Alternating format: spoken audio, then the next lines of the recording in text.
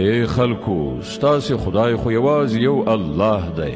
چې له هغه پرته کوم بل خدای نشته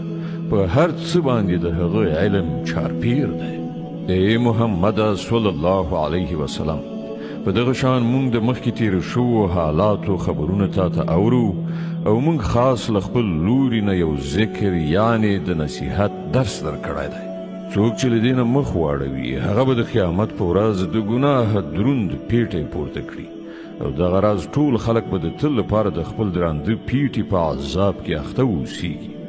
او د قیامت په ورځ به د هغو لپاره د دغه جرم د مسؤلیت پیټی ډیر ربړونکی پیټی وي په هغه ورځ چې کله شپېلۍ پوکړه شي